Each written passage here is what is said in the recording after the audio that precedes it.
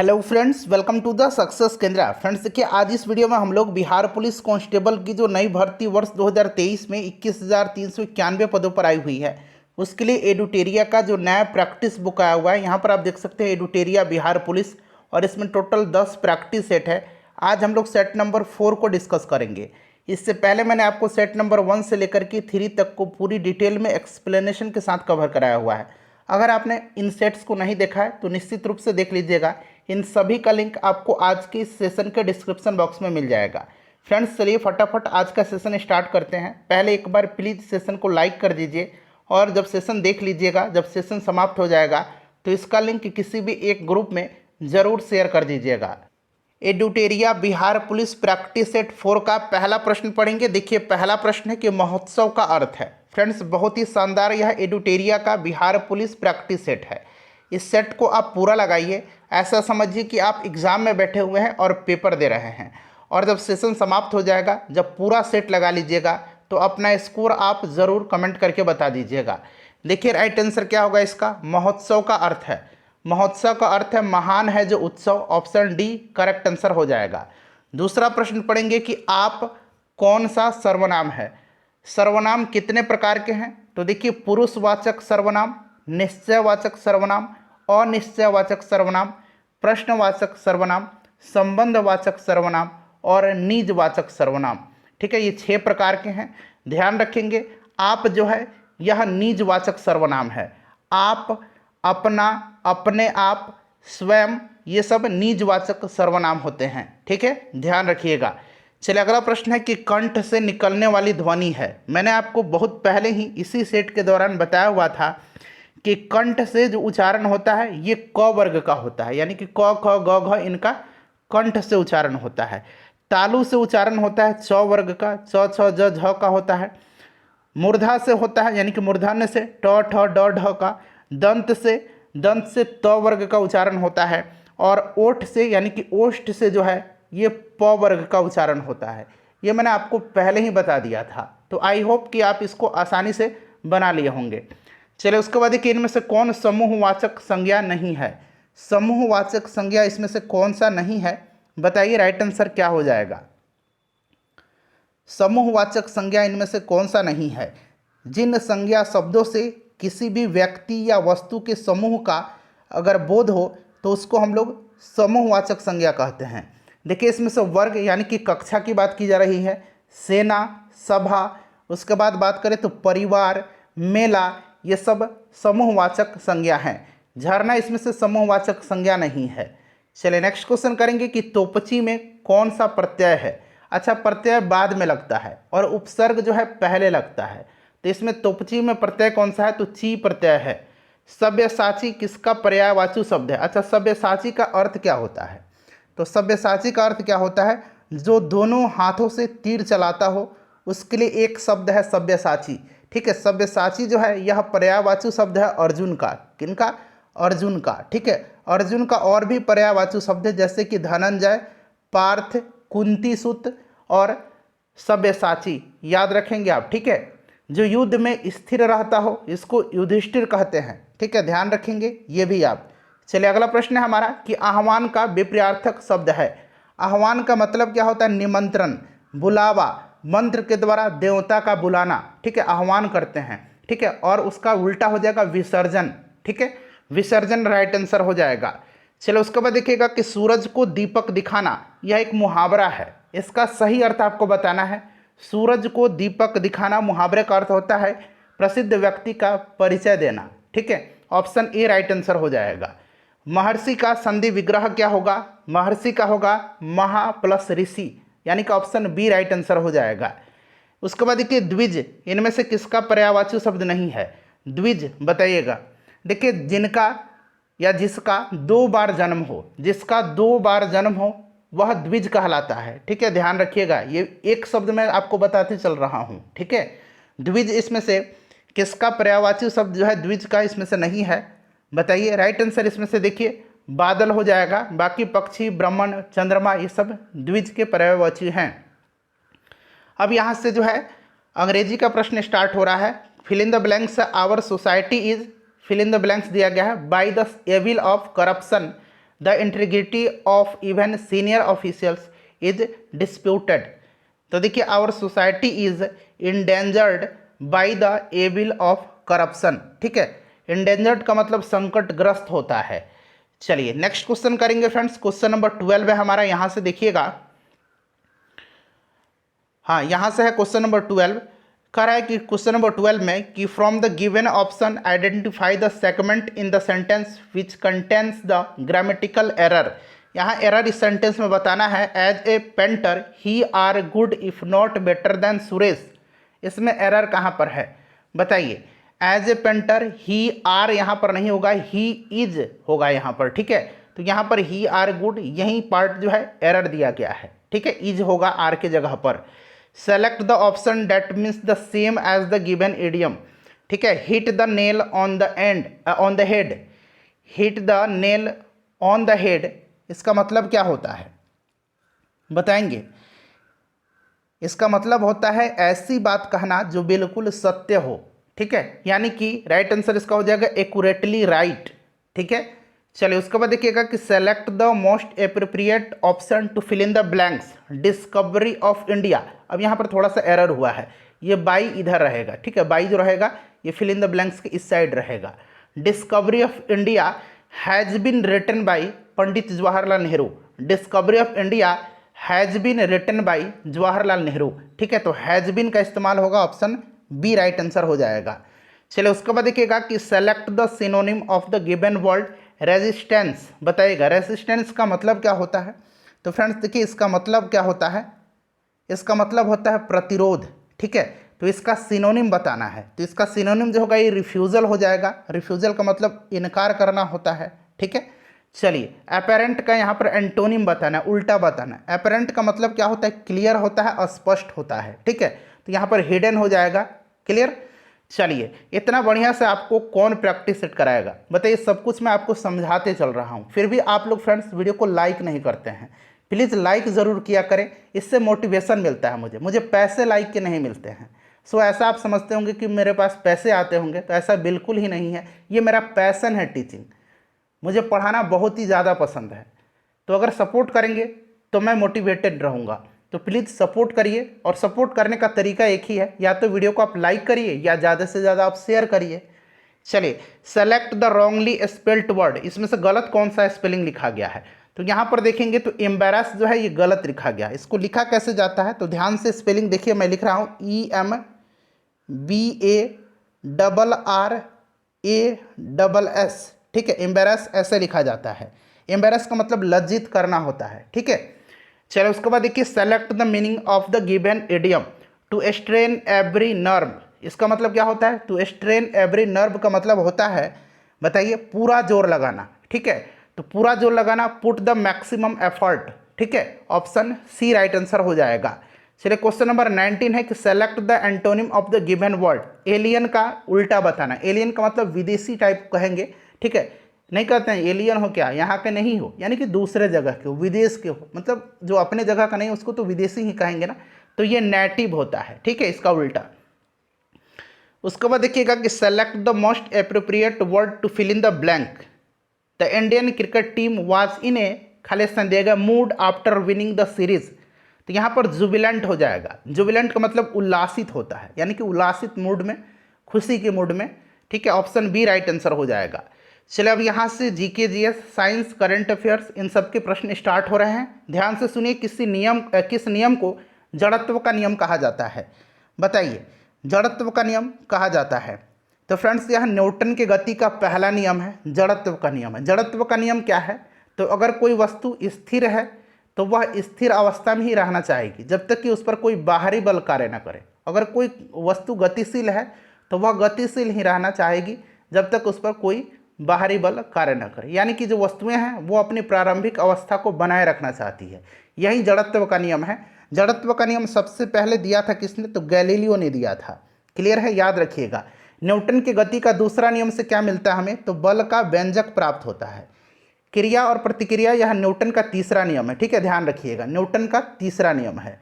चलिए उसके बाद देखिएगा कि मनुष्यों में स्टार्च जैसे कार्बोहाइड्रेट का पाचन निम्नलिखित में से किस भाग में शुरू होता है। तो यहाँ मुख्य गुहिका मत लिखिए, यहाँ पर मुख्य लिख लीजिए। मुख्य का मतलब मुंह होता है, ठीक है, मुख्य गुहिका। तो देखिए स्टार्च जैसे कार्बोहाइड्रेट का पाचन जो होता है, ये आपका right answer option number B हो जाएगा, ठीक है। आपको पता है कि लार में टाइलिन नामक एंजाइम पाया जाता है, टाइलिन, ठीक है, ये टाइलिन है, यह है टाइलिन नामक एंजाइम होता है जो स्टार्च को शर्करा में तोड़ देता है, ठीक है, जो स्टार्च को शर्करा में तोड़ देता है। तो ऑप्शन बी हो जाएगा, मुख से ही इसका पाचन स्टार्ट हो जाता है, किसका, स्टार्च का, ठीक है। अच्छा, छोटी आंत जो है ध्यान रखेंगे, सबसे ज़्यादा भोजन का पाचन जो होता है ये क्षुद्रांत यानी कि छोटी आंत में होता है। उत्तल दर्पण द्वारा बनने वाला प्रतिबिंब सदैव होता है। उत्तल दर्पण का प्रयोग आप जानते हैं ना, गाड़ियों के साइड मिरर में किया जाता है। और उत्तल दर्पण द्वारा बनने वाला प्रतिबिंब जो होता है ये सदैव आभासी और सीधा होता है, आभासी और सीधा होगा, ठीक है। चलिए उसके बाद देखिए, कॉर्निया के पीछे एक हरे रंग की पेशीय संरचना होती है जिसको क्या कहा जाता है। फ्रेंड्स देखिए, हम लोग एक फुल लेंथ प्रैक्टिस सेट को भी साथ साथ कवर कर रहे हैं। जो हमारा प्रैक्टिस सेट है सक्सेस केंद्र का, वह प्रैक्टिस सेट है, बहुत ही अच्छे लेवल के प्रश्न कराए जाते हैं। आज हमने उसका सेट नंबर 4 डिस्कस किया हुआ है। जाइए वहाँ पर टेस्ट लगाइए और बताइए कि आपने कितना नंबर लाया है। देखिएगा बिहार पुलिस के एकदम एक्चुअल पैटर्न पर वहाँ पर प्रश्न कराए जाते हैं, तो फटाफट उसको एक बार जाकर के टेस्ट को इस वीडियो को देखने के बाद दे दीजिएगा, ठीक है। चलिए, कॉर्निया के पीछे एक गहरे रंग की पेशीय संरचना होती है जिसको कहा जाता है आइरिस, आइरिस कहा जाता है, ठीक है, आइरिस कहा जाता है। ध्यान रखेंगे, आइरिस जो होता है यह आँख में प्रवेश करने वाली प्रकाश की मात्रा को नियंत्रित करता है। रेटिना पर किसी वस्तु का प्रतिबिंब बनता है, आपको पता है रेटिना पर कैसा प्रतिबिंब बनता है, तो किसी भी वस्तु का वास्तविक तथा उल्टा प्रतिबिंब बनता है, ठीक है। चलिए आगे बढ़ेंगे। नेक्स्ट क्वेश्चन है 25 नंबर, खाली स्थान दिया गया, बताता है कि तापमान और दाब की समान परिस्थितियों में गैसों के प्रसार की दर उनके घनत्व के वर्गमूल के व्युत्क्रमानुपाती होती है। यह किसका नियम है भाई, बताइएगा जरा। देखिए ध्यान दीजिएगा, निश्चित ताप और दाब पर गैसों की विसरण दर उसके घनत्व के वर्गमूल के व्युत्क्रमानुपाती होती है। यह नियम जो है यह ग्राहम का नियम है, किसका नियम है, ग्राहम का नियम है, ठीक है। चलिए अगला प्रश्न है कि निम्नलिखित में से किस विटामिन को नियासिन के नाम से जाना जाता है। नियासिन के नाम से जाना जाता है विटामिन B3 को। विटामिन B1 को क्या कहा जाता है, थायमिन कहा जाता है, ठीक है। विटामिन B1 की कमी से बेरी होता है। विटामिन B2 को क्या कहा जाता है, तो इसको राइबोफ्लेविन कहा जाता है, राइबोफ्लेविन कहा जाता है, ठीक है। चलिए अगला प्रश्न है कि निम्नलिखित में से कौन सा एंजाइम वसा को तोड़ने में मदद करता है। वसा को तोड़ने में मदद जो करता है यह कौन सा है, तो फ्रेंड्स यह लाइपेज है। लाइपेज यह क्या करता है, एंजाइम वसा को तोड़ने में मदद करता है, ठीक है। चलिए मुख्य रूप से जो है लाइपेज अग्नाशय द्वारा निर्मित होता है और छोटी आंत में स्रावित होता है। यहाँ पर देखिएगा एमाइलेज है, यह भी एक एंजाइम है, यह कार्बोहाइड्रेट को पचाने में मदद करता है। ट्रिप्सिन जो है, ट्रिप्सिन एंजाइम, यह प्रोटीन को तोड़ने के लिए जिम्मेदार होता है। और यहाँ पर देखिएगा राइबोन्यूक्लियस, यह भी एक प्रकार का एंजाइम ही है। यह कोशिकाओं में आरएनए, यह कोशिकाओं में आरएनए, ठीक है, आरएनए चयापचय की प्रक्रिया का अभिन्न अंग है, सबको ध्यान रखिएगा। चलिए निम्नलिखित में से कौन सा असंपर्क बल नहीं है, असंपर्क बल नहीं है, तो ये घर्षण बल है। यह असंपर्क नहीं, ये संपर्क वाला बल है। घर्षण बल जो है यह सतह और वस्तु के बीच में संपर्क होना चाहिए, ठीक है। घर्षण राइट आंसर हो जाएगा इसका। चलिए उसके बाद नेक्स्ट क्वेश्चन है कि निम्नलिखित में से कौन सा ब्रायोफाइटा का एक सामान्य प्रकार है।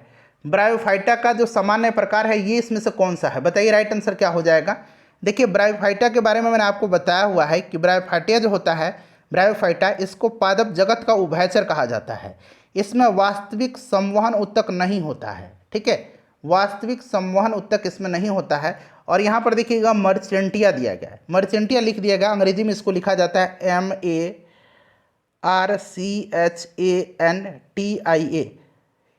इसको कहीं मर्चेंटिया लिखेगा, कहीं मार्केंसिया लिखेगा, ठीक है, ऐसे मार्केंसिया, ठीक है, याद रखिए। कहीं आपको मार्केंसिया भी इसको इस तरह से लिखा मिलेगा।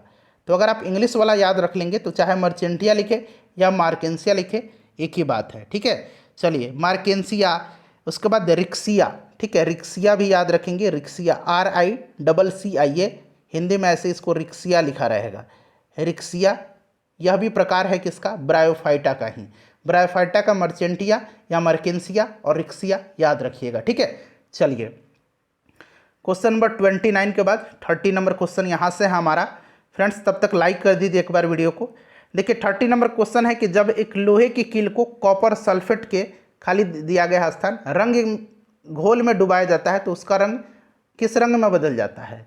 तो फ्रेंड्स देखिए, एक जब लोहे की कील को कॉपर सल्फेट के नीला रंग के घोल में डुबाया जाता है तब उसका रंग जो होता है ये हरा में बदल जाता है। तो देखिए नीला और हरा कहाँ पर दिया गया, ऑप्शन नंबर बी दिया गया है। ठीक है, चलिए आगे बढ़ेंगे। नेक्स्ट क्वेश्चन है कि किस खनिज या विटामिन की कमी से गर्दन की ग्रंथियाँ सूजी हुई दिखाई देती है। राइट आंसर क्या हो जाएगा। तो फ्रेंड्स यह जो है यह आयोडीन है। आयोडीन की कमी से आपको पता है ना घेंगा होता है। ठीक है, घेंगा होता है तो गर्दन की जो ग्रंथियाँ है सूजी हुई दिखाई देती है। पेशी उत्तक 3 प्रकार की होती है, निम्नलिखित में से कौन सा उनमें से एक नहीं है। तो इसमें से देखिए कौन सा पेशी उत्तक नहीं है, तो ये सेस्मोइड जो है ये पेशी उत्तक नहीं है। देखिए राहुल बेरी से पीड़ित है, किसकी कमी से बेरी होता है। तो देखिए बेरी जो होता है फ्रेंड्स यह होता है किसकी कमी से, बताइए राइट आंसर। बेरी जो होता है यह विटामिन बी की कमी से होता है। विटामिन बी कहिए या विटामिन B1 कहिए। एस्कॉर्बिक एसिड इसका नाम है विटामिन सी का। ठीक है, इसकी कमी से एस्कर्बी रोग होता है, एस्कर्बी होता है। ठीक है, रेटिनॉल की कमी से यानी कि विटामिन ए की कमी से क्या होता है, रतौंधी होता है। विटामिन ए को रेटिनॉल कहा जाता है। विटामिन के जो होता है रक्त के थक्का जमाने में मदद करता है। चलिए कपास को उगाने के लिए कितना तापमान, हल्की बारिश या सिंचाई, पाले से मुक्त, यहाँ पर दिन दिया गया है कितना दिन और तेज़ धूप की आवश्यकता होती है। कपास उगाने के लिए जो है उच्च तापमान, कपास उगाने के लिए उच्च तापमान, हल्की बारिश या सिंचाई, पाले से मुक्त और टोटल जो है 210 दिन। ठीक है, तेज़ धूप की आवश्यकता होती है। तो उच्च और 210 हो जाएगा इसका राइट आंसर। चलिए उसके बाद देखिएगा कि पादप कोशिकाएं जंतु कोशिकाओं से भिन्न होती है क्योंकि उनमें कोशिका झिल्ली के चारों ओर एक अतिरिक्त परत होती है जिसको क्या कहा जाता है, जिसको कहा जाता है कोशिका भित्ति कहा जाता है। ठीक है, कोशिका भित्ति और हरित लौग ये पादप कोशिकाएं में पाए जाते हैं। ठीक है, ये जंतु कोशिका में नहीं पाया जाता है, आप ध्यान रखिएगा। चलिए उसके बाद देखिएगा कि the philosophy of the bomb के लेखक कौन हैं। The philosophy of the bomb को लिखा है भगवती चरण बोहरा ने। भगवती चरण बोहरा ने। देखिए व्योमित्रा, अब यहाँ पर थोड़ा सा सुधार करेंगे, ये सब टाइपिंग के कारण एरर हुआ है। व्योम मित्र इसका नाम है। क्या नाम है, व्योम मित्र। ठीक है, भारतीय रोबोट किसके द्वारा विकसित किया गया, तो आपको पता है व्योम मित्र जो है ये इसरो के द्वारा, यानी कि इसरो के द्वारा यह डेवलप किया गया है। पृथ्वी की सतह से ऊपर भू स्थित उपग्रह की भूमध्य रेखीय परिधि में ऊंचाई लगभग होती है। तो ऊंचाई जो होती है ये कितना होता है, तो फ्रेंड्स ये 36,000 किलोमीटर होती है। ये प्रश्न मैंने आपको कई बार पहले भी बताया हुआ है। ठीक है, चलिए भू स्थित उपग्रह की ऊंचाई। उसके बाद देखिएगा कि भारत का प्रथम वायसराय कौन था। भारत का अंतिम गवर्नर जनरल और प्रथम वायसराय लॉर्ड कैनिंग था।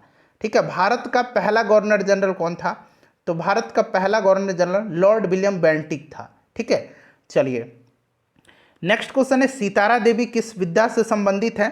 सितारा देवी जो है यह किस विद्या से संबंधित है, तो यह मशहूर कथक नर्तक थी। कथक नृत्य हो जाएगा।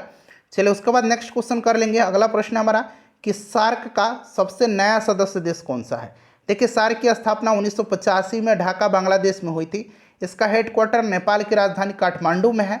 इसमें टोटल 8 सदस्य देश हैं। कौन कौन से, तो अपना प्यारा भारत है, पाकिस्तान है, अफगानिस्तान है, बांग्लादेश है, भूटान है, श्रीलंका है, नेपाल है और मालदीव है। ठीक है, सबसे आखिरी और 8वां जो इसका सदस्य देश बना था ये अफगानिस्तान बना था 2007 में। अफगानिस्तान राइट आंसर हो जाएगा। राज्यसभा का सदस्य निर्वाचित होने के लिए आवश्यक न्यूनतम उम्र सीमा कितनी है, तो देखिए ये उम्र सीमा जो है राज्यसभा के लिए और विधान परिषद के लिए ये 30 वर्ष है। लोकसभा के लिए और विधानसभा के लिए 25 वर्ष है। ठीक है, याद रखिएगा।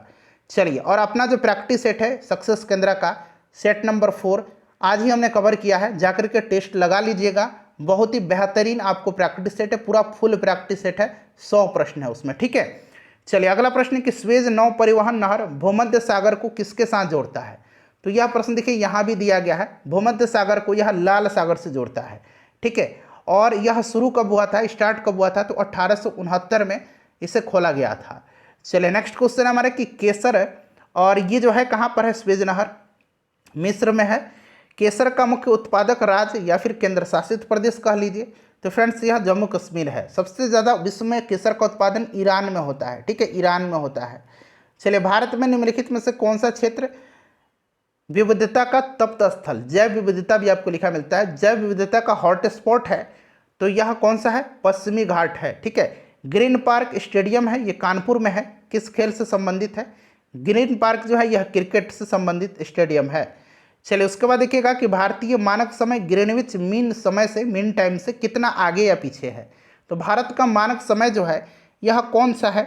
तो याद रखिएगा 82.5 डिग्री पूर्वी देशांतर को, ठीक है, 82.5 डिग्री पूर्वी देशांतर को भारत का मानक समय रेखा माना गया है। यह जो है उत्तर प्रदेश, मध्य प्रदेश, छत्तीसगढ़, उड़ीसा और आंध्र प्रदेश से होकर के, ये 5 राज्य से होकर के गुजरती है। ये नाम ध्यान रखेंगे। क्लियर है? चलिए, 5.5 घंटा यह आगे है।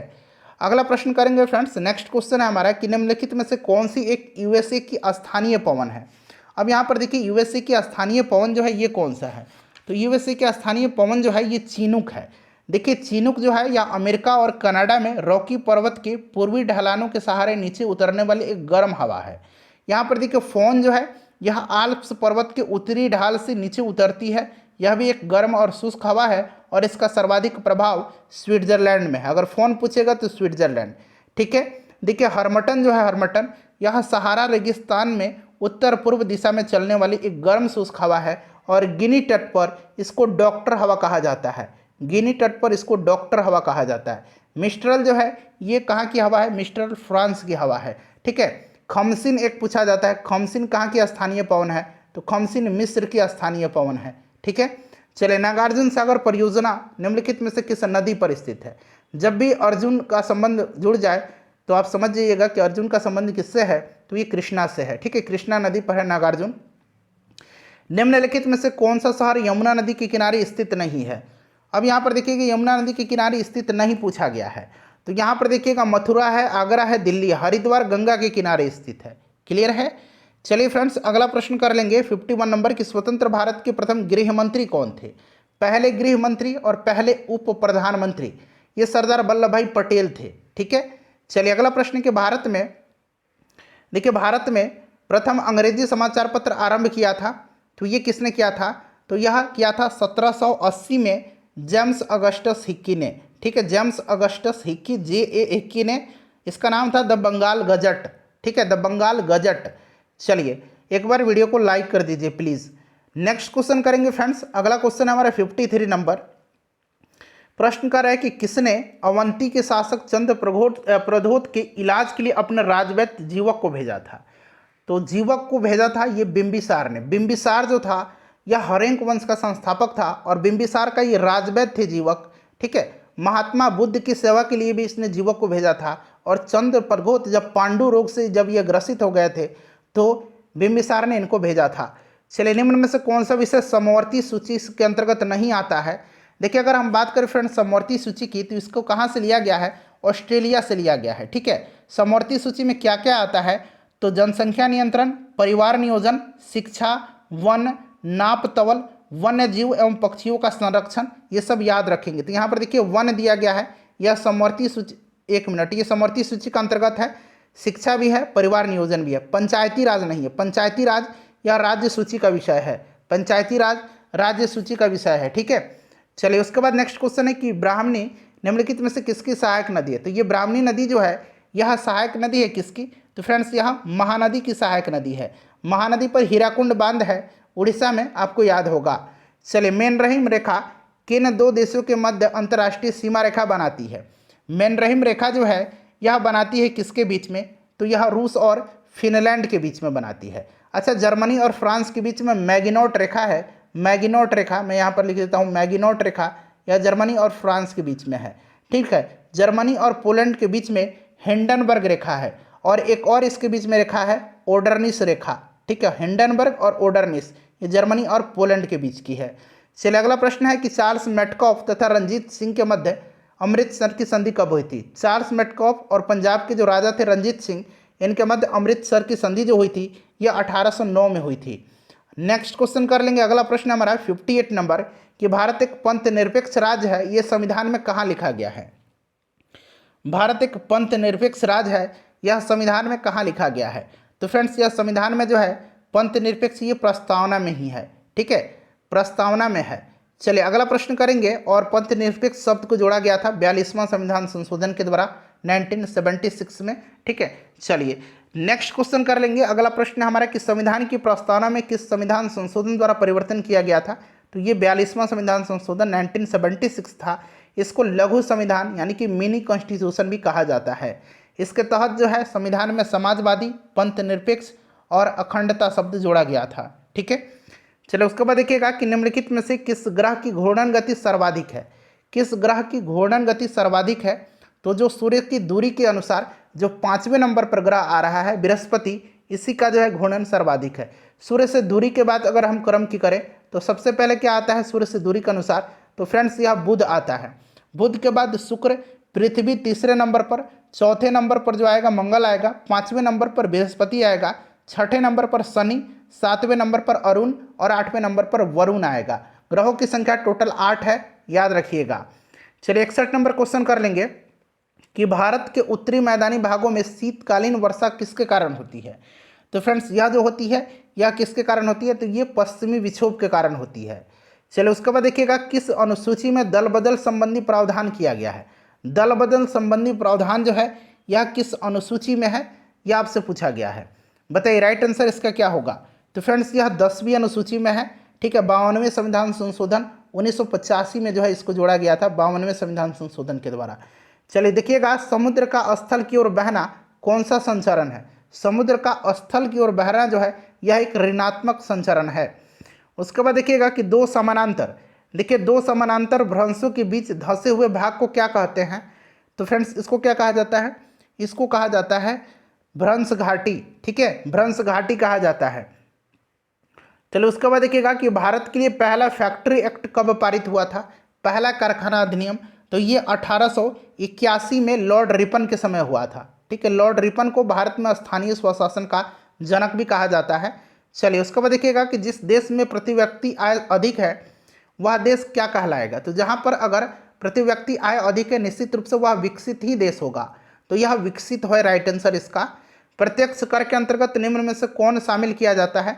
तो देखिए प्रत्यक्ष कर में आयकर, निगम कर, ये सब प्रत्यक्ष कर हैं, ठीक है। आयकर और निगम कर प्रत्यक्ष कर है, ध्यान रखिएगा, ठीक है। तो आयकर हो जाएगा, बाकी उत्पाद कर, बिक्री कर, जीएसटी, जीएसटी बड़ा इंपॉर्टेंट है, ये अप्रत्यक्ष कर है। कैसा कर है? तो ये अप्रत्यक्ष कर है सब, ठीक है, याद रखिएगा इसको। चलो उसके बाद देखिएगा कि रुपये का सर्वप्रथम अवमूल्यन कब हुआ था? राइट आंसर क्या होगा? 1949 में, ठीक है। चलो उसके बाद देखिए भारतीय संविधान के अनुसार भारत को एक धर्मनिरपेक्ष राज्य घोषित किया गया है। वैसे तो लिखा गया है पंथ निरपेक्ष ही, धर्मनिरपेक्ष संविधान सभा के द्वारा ही घोषित किया गया था, ठीक है। तो मूल संविधान के द्वारा राइट आंसर हो जाएगा। चलिए उसके बाद देखिएगा कि स्वतंत्रता के बाद विभिन्न रियासतों को भारतीय संघ में जोड़ने में किस भारतीय नेता का प्रमुख योगदान रहा था? तो सरदार वल्लभ भाई पटेल थे। अगर ये ना होते तो शायद यह संभव ना हो पाता, ठीक है। चलो उसके बाद देखिए हाल ही में प्रतिष्ठित संतोकबा मानवतावादी, जिसको कि संतोकबा ह्यूमैनिटेरियन अवार्ड कहा जाता है, 2023 में यह किसे प्रदान किया गया है? तो फ्रेंड्स यह प्रदान किया गया है सोनम वांगचुक को। इंपॉर्टेंट है, ध्यान रखेंगे इसको। चलो उसके बाद देखिएगा कि हुरून रिसर्च इंस्टीट्यूट द्वारा प्रकाशित ग्लोबल यूनिकॉर्न इंडेक्स 2023 के अनुसार 68 यूनिकॉर्न के साथ भारत जो है इस इंडेक्स में किस नंबर पर है? तो भारत तीसरे स्थान पर है, भारत तीसरे स्थान पर है।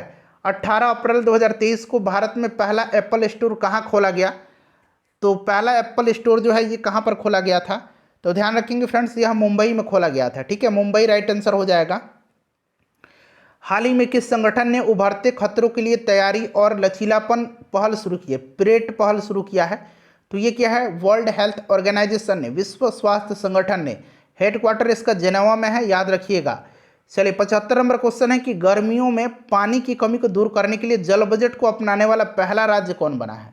तो पहला राज्य केरला बना है जल बजट को अपनाने वाला। चलिए उसके बाद 76 नंबर क्वेश्चन कर लेंगे। देखिए क्वेश्चन नंबर 76 यहाँ से हमारा स्टार्ट हो रहा है। देखिए प्रश्न है कि फेमिना मिस इंडिया 2023 का ताज किसे पहनाया गया है? फेमिना मिस इंडिया 2023 जीती हैं कौन? तो नंदिनी गुप्ता ने। हाल ही में किस राज्य में बी आर अम्बेडकर यानी कि भीमराव अंबेडकर की 125 फीट ऊंची प्रतिमा का अनावरण किया गया? 125 फीट किया गया है। ये कहाँ पर? तो फ्रेंड्स ये किया गया है कहाँ पर? बता दीजिए राइट आंसर। तो ये तेलंगाना में किया गया है, ठीक है। और एक 450 फुट जो है जिसको कि हम लोग कहते हैं स्टैचू ऑफ इक्विलिटी, ये महाराष्ट्र में है, ठीक है। चलिए, इन्हीं की प्रतिमा है। 68वें फिल्म फेयर अवार्ड 2023 के संबंध में कौन सा कथन सुमेलित नहीं है? सारे के सारे इसमें से सुमेलित ही दिए गए हैं। सर्वश्रेष्ठ फिल्म गंगूबाई काठियावाड़ी, सर्वश्रेष्ठ अभिनेता पुरुष वर्ग में राजकुमार राव, अभिनेत्री आलिया भट्ट। तो इनमें से कोई नहीं राइट आंसर होगा क्योंकि सारे सुमेलित हैं, इसीलिए इनमें से कोई भी गलत सुमेलित नहीं दिया गया है। प्रधानमंत्री नरेंद्र मोदी ने किस राज्य में समावेशी विकास थीम के तहत 9 अभियान शुरू किया है? तो इन्होंने कहाँ पर शुरू किया है? ये किया है मध्य प्रदेश में। कहाँ पर? मध्य प्रदेश में। उसके बाद देखिए 25 अप्रैल को प्रधानमंत्री नरेंद्र मोदी ने देश के पहले डिजिटल साइंस पार्क की आधारशिला कहाँ रखी? तो इन्होंने कहाँ पर रखा है? केरला में रखा है, ठीक है। चलिए, उसके बाद देखिएगा कि हाल ही में माना को भारत का पहला गांव घोषित किया गया है। यह किस राज्य में स्थित है? माना जो है ये उत्तराखंड में है। नीति माना, ठीक है। लिपुलेख, ये आपको पता है ये दर्रे उत्तराखंड में है। हाल ही में किस देश ने भारतीय उद्योगपति रतन टाटा को अपने सर्वोच्च नागरिक सम्मान से सम्मानित किया है? तो फ्रेंड्स ये किया है किसने? ऑस्ट्रेलिया ने। चलिए, उसके बाद देखिएगा 83 से लेकर के 100 तक में मैथ और रीजनिंग के क्वेश्चन है। मैं फटाफट इनका आंसर बता देता हूँ। ये मैथमेटिकल रीजनिंग है, तो इनका आंसर मैं बता देता हूँ। तब तक आप क्या करिए, अपना स्कोर आप कमेंट कर दीजिए और वीडियो को फ्रेंड्स प्लीज़ लाइक कर दीजिएगा और इसको शेयर कर दीजिएगा। देखिए 83 का जो राइट आंसर होगा ये ऑप्शन नंबर डी हो जाएगा। फटाफट मैं बता देता हूँ। 84 का ऑप्शन ए हो जाएगा। चलिए 85 का देख लीजिए। 85 का जो करेक्ट आंसर होगा 75 हो जाएगा। उसके बाद चलिए 86 का देख लीजिएगा। 86 का जो करेक्ट आंसर हो जाएगा फ्रेंड्स वो आपका 24.4 हो जाएगा। उसके बाद देखिए 85 के बाद, एक मिनट रुकिए, 86 बना, हाँ 87 का जो राइट आंसर होगा वो आपका 0 हो जाएगा, 0 हो जाएगा। 88 का करेक्ट आंसर जो होगा ये आपका 6 हो जाएगा। 89 का देख लीजिए। 89 का राइट आंसर क्या हो जाएगा? 4% की हानि हो जाएगा। चलिए, उसके बाद देखिएगा इसको सॉल्व कर लेंगे। मैंने सॉल्व नहीं किया, मैं डायरेक्ट आंसर आपको बता देता हूँ, ठीक है। 90 का जो राइट आंसर हो जाएगा ये 2000 रुपया हो जाएगा। उसके बाद चलिए 91 का जो करेक्ट आंसर होगा फ्रेंड्स ये आपका हो जाएगा 20 सेकंड। कहाँ पर दिएगा? ऑप्शन सी में दिया गया है। चलिए, उसके बाद 92 का देख लीजिए। ये आपका 36 डेज हो जाएगा, 36 दिन हो जाएगा। उसके बाद देखिए 93 का जो राइट आंसर होगा फ्रेंड्स ये 20, कहाँ पर है? ऑप्शन ए में 20 दिया गया है, 20 हो जाएगा। चलो, उसके बाद 94 कर लेंगे। देखिए यहाँ पर 94 दिया गया है। 94 का जो राइट आंसर होगा फ्रेंड्स 94 का वो आपका कितना हो जाएगा? 20 वर्ष हो जाएगा, ठीक है। इसका 20 वर्ष हो जाएगा। उसके बाद देखिए 95 का जो दिया गया है ये आपके वृत्त हो जाएगा, ठीक है, अंशपूर्ण चाप वृत्त में, ठीक है। चलिए, उसके बाद 96 का जो राइट आंसर होगा ये आपका ऑप्शन ए हो जाएगा। 97 का भी option A he right answer हो जाएगा, ऑप्शन ए में ए दिया गया है, ठीक है। चलिए 98 का देख लीजिएगा। 98 का जो करेक्ट आंसर होगा वो आपका 5 हो जाएगा। और 99 का देखिएगा ये क्या किया गया है? 3 गुना 5 प्लस 1 कर दिया गया। 5 3 15, 1 16। फिर देखिए 16 गुना 5 यानी कि 16 5 80 और 1 81। इसी प्रकार से ये आगे बढ़ रहा है। तो 2031 इसका आंसर आ जाएगा। और आखिरी क्वेश्चन 100 है। इसका जो करेक्ट आंसर होगा फ्रेंड्स ये आपका ऑप्शन नंबर सी हो जाएगा।